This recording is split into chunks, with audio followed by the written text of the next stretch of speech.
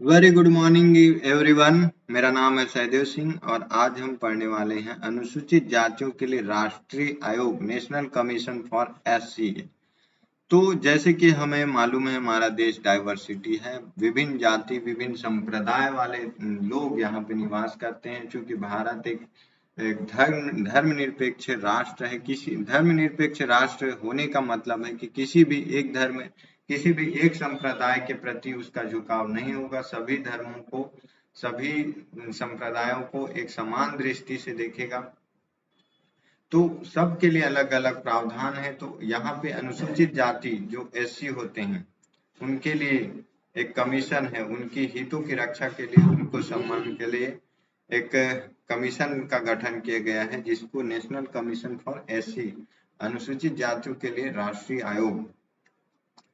राष्ट्रीय अनुसूचित जाति आयोग इस संदर्भ में एक संवैधानिक निकाय है। इसका गठन संविधान के अनुच्छेद 338, जब कभी भी संविधान के अंदर उस संस्था का, उस आयोग का उल्लेख मिलता है किसी आर्टिकल में, तो वह संवैधानिक संस्था कहलाता है।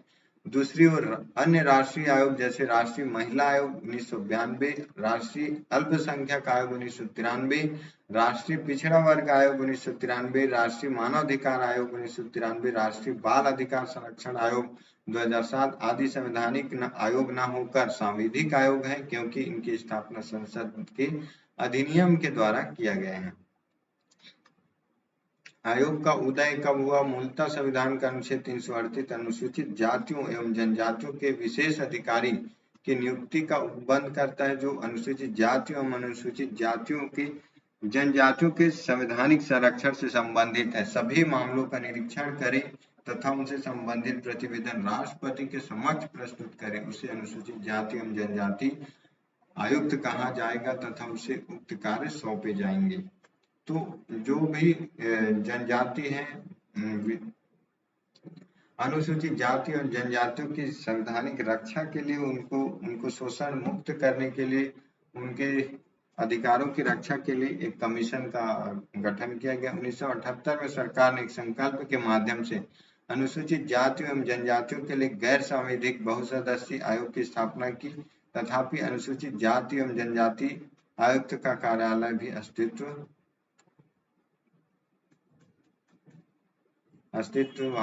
अस्तित्वान रहा।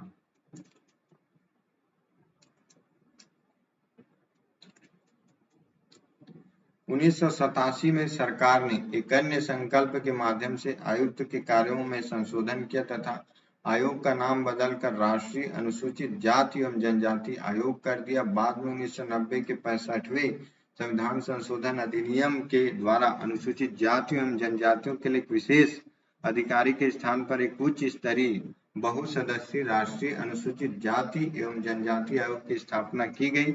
इस संवैधानिक आयोग ने अनुसूचित जाति एवं जनजाति के आयुक्त के साथ ही 1987 में सरकार द्वारा स्थापित आयोग का स्थान लिया।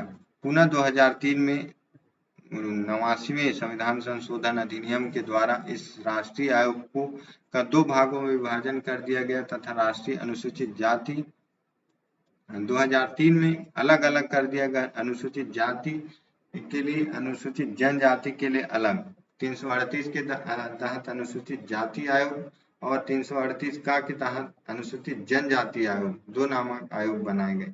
वर्ष 2004 से पृथक राष्ट्रीय अनुसूचित जाति आयोग अस्तित्व में आया। आयोग के एक अध्यक्ष, एक उपाध्यक्ष एवं 3 सदस्य होते हैं। वे राष्ट्रपति द्वारा उसके आदेश एवं मुहर लगे आदेश द्वारा नियुक्त किए जाते हैं। उनकी सेवा शर्तें एवं कार्यकाल भी राष्ट्रपति द्वारा निर्धारित किए जाते हैं। आयोग के कार्य क्या होते हैं? अनुसूचित जातियों के संवैधानिक संरक्षण से संबंधित सभी मामलों का निरीक्षण व अधीक्षण करना तथा क्रियान्वयन की समीक्षा करना, अनुसूचित जातियों के हितों का उल्लंघन करने वाले किसी मामले की जांच पड़ताल व सुनवाई करना, अनुसूचित जातियों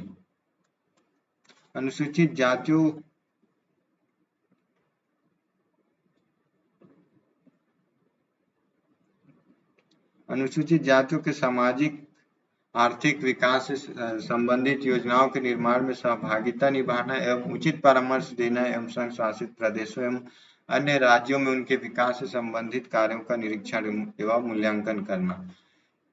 इनके संरक्षण के संबंध में उठाए गए कदमों एवं किए जा रहे कार्यों के बारे में राष्ट्रपति को प्रतिवर्ष या जब भी आवश्यक हो प्रतिवेदन प्रस्तुत करना।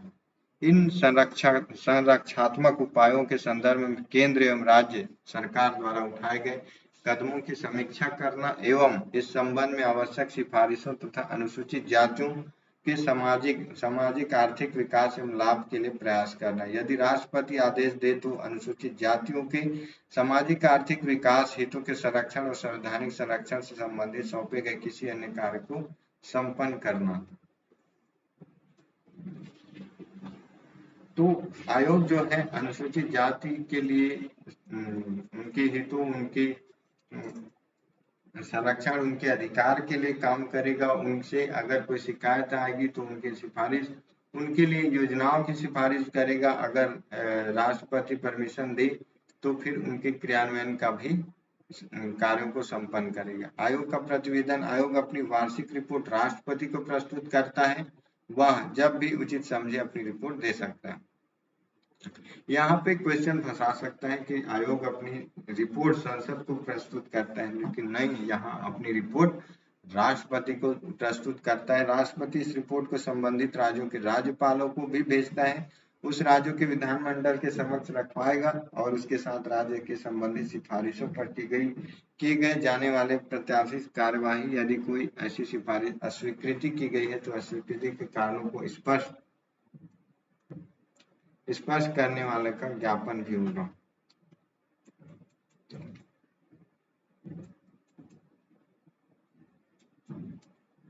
राष्ट्रपति किसी राज्य सरकार संबंधित किसी आयोग की रिपोर्ट को भी राज्य के राज्यपाल के पास भेजते हैं।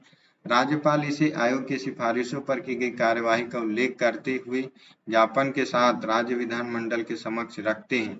इस ज्ञापन में ऐसी किन्हीं सिफारिशों को स्वीकार नहीं किए जाने के कारण भी होने चाहिए। आयोग की शक्तियां आयोग को अपने कार्य को संपन्न करने के लिए शक्तियां प्रदान की गई है।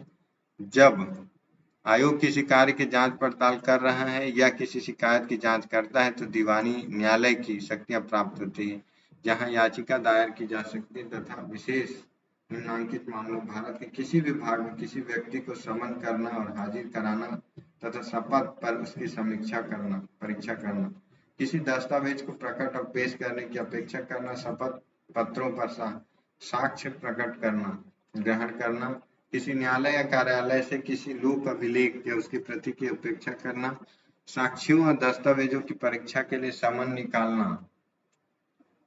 संघ और राज्य सरकार अनुसूचित जातियों को प्रभावित करने वाले सभी महत्वपूर्ण नीति विषयों पर आयोग से परामर्श करेगी। आयोग पिछड़े वर्गों व आंग्ल भारतीय समुदाय के संबंध में भी कार्य करेगा। जिस प्रकार अनुसूचित जातियों के लिए करेगा, पिछड़े वर्गों एवं आंग्ल भारतीय समुदाय के संवैधानिक संरक्षण व अन्य विधिक संरक्षणों के संबंध में भी जांच करेगा। इस संबंध राष्ट्रपति की रिपोर्ट प्रस्तुत करेगा। तो ये था नेशनल कमीशन फॉर एससी, और इधर आएगा नेशनल कमीशन फॉर जनजातियों के लिए, इधर आएगा ट्राइबल ग्रुप्स के लिए, इधर ओबीएस जो अन्य पिछड़ा वर्ग आयोग है, उन सब के आयोग के बारे में हम जानेंगे नेक्स्ट वीडियो में। मिलते हैं, तब तक के लिए आप इस वीडियो को देखिए और लाइक करें, कमेंट